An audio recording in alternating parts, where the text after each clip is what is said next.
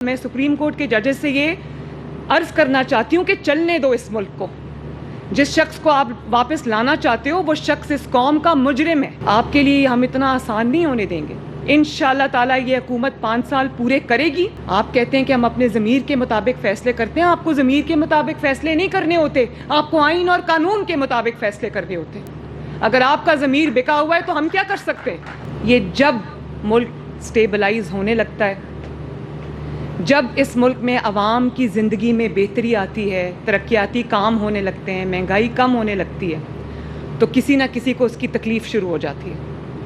پتہ نہیں کون سی ایسی نظر ہے جو اس ملک کو لگ جاتی ہے. چند افراد کا ایک ٹولہ بیٹھ کر کوئی ایسے فیصلے کر دیتا ہے جس سے ترقی کا جو عمل ہے یا وہ رک جاتا ہے یا وہ ریورس ہو جاتا ہے.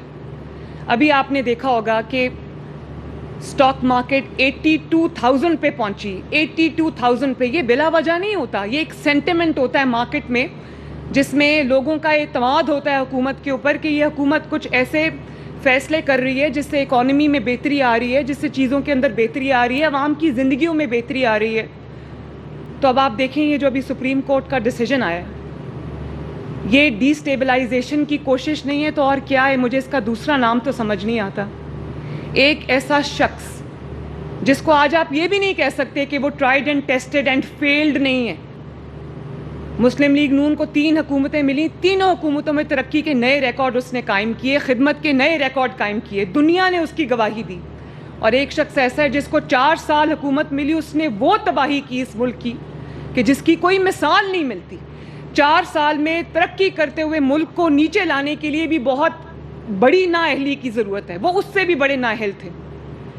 آج جو ہمارے حالات ہیں ملک کی اکانومی کے, آج جو ہمارے حالات ہیں عوام کے اوپر جو تکلیفیں آئی ہوئی ہیں, یہ اسی 4 سال کا نتیجہ ہے جس کے اندر IMF کو تو نواز شریف نے وہ پروگرام سکسیسفلی ختم کر کے اس کو خداحافظ کہہ دیا تھا. واپس IMF کو لانے والا کون ہے؟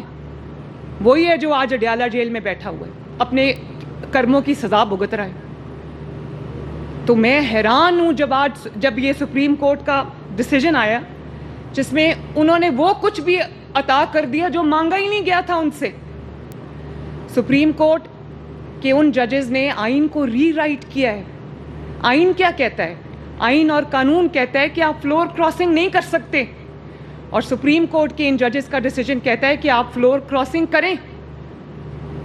یعنی کہ جو پہلے ایفیڈیوٹ آپ نے جمع کرایا ہے وہ نہیں, ہمارے پسند کا نہیں ہے, ہماری پسند کی جماعت کو جوائن کریں گے تو بات بنے گی.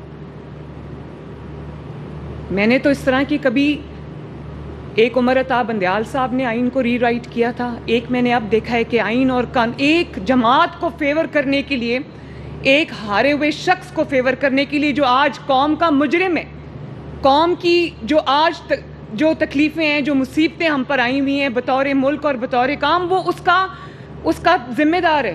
میں تو مطلب عقل نہیں مانتی ان فیصلوں کو, عقل نہیں مانتی ان چیزوں کو کہ یہ تو ان سے تحریک انصاف نے مانگا بھی نہیں وہ جو ان کو مل گیا ہے, ٹرے میں رکھ کے پیش کیا ان کو, اور ان کو کہا ہے کہ 15 دن کے اندر اندر تحریک انصاف جوائن کرو. وہ تحریک انصاف جو بطور جماعت پارلیمنٹ میں ایگزسٹ ہی نہیں کرتی, وہ اللہ تعالیٰ کو حاضر ناظر جان کر ایک ایفیڈیوٹ جمع کرا چکے ہوئے ہیں.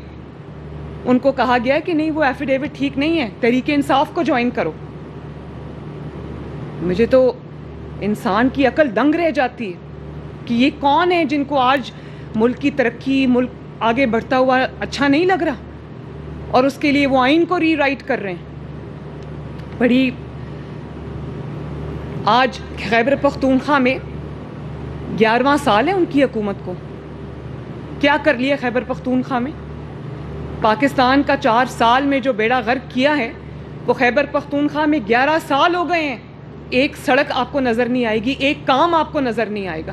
یقین مانے, ابھی میں گئی ہوئی تھی خیبر پختونخوا, یہ جو 2 چھٹیاں تھیں, تو میں حیران رہ گئی. جہاں پنجاب ختم ہوتا ہے اور خیبر پختونخوا شروع ہوتا ہے, وہاں پر ترقی ختم ہوتی ہے اور تنزلی شروع ہوتی ہے.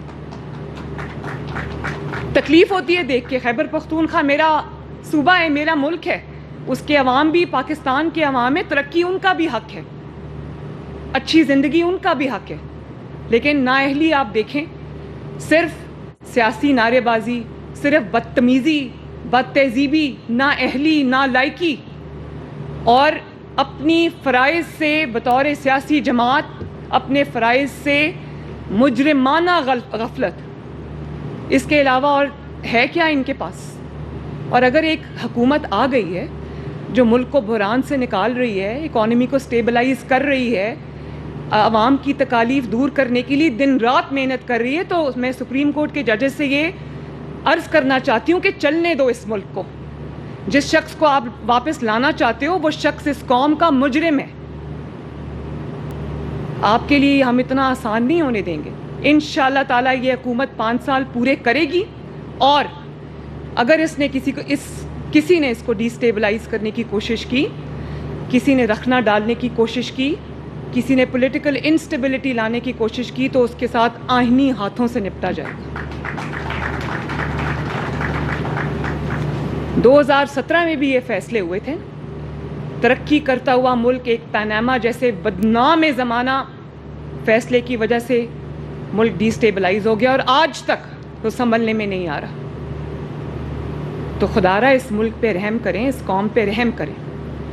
اور میں عوام کو بھی کہوں گی کہ اس طرح کا جو بھی فیصلہ آتا ہے، ہمیں اس کو دھیان سے دیکھنا ہے کہ اس کے پیچھے محرکات کیا ہیں، اس کے پیچھے وجوہات کیا ہیں۔ آپ کہتے ہیں کہ ہم اپنے ضمیر کے مطابق فیصلے کرتے ہیں، آپ کو ضمیر کے مطابق فیصلے نہیں کرنے ہوتے، آپ کو آئین اور قانون کے مطابق فیصلے کرنے ہوتے ہیں۔ اگر آپ کا ضمیر بکا ہوا ہے تو ہم کیا کر سکتے ہیں؟ یہاں پر ضمیر کے مطابق فیصلے نہیں ہوتے، یہاں آئین اور قانون کے مطابق فیصلے ہوتے ہیں۔ اور جہاں آپ اپنے ضمیر کے مطابق فیصلے کرتے ہیں جو کہیں لنکڈ ہوتا ہے، تو آئین اور قانون کا قتل ہوتا ہے، اور یہ ملک کی حالت ہوتی ہے جو ہے۔ آپ ذمہ دار ہیں ملک کی اس حالت کے۔ تو میں عوام سے یہ ریکویسٹ کرنا چاہوں گی کہ اپنی آنکھیں اور کان کھلے رکھیں، اپنے دوست اور اپنے دشمن کو پہچانیں۔ بہت ہو گیا، 76 سال ہو گئے ہم انہی چیزوں میں الجھے ہوئے۔ اب یہ مزید نہ برداشت ہوگا اور نہ کرنا چاہیے۔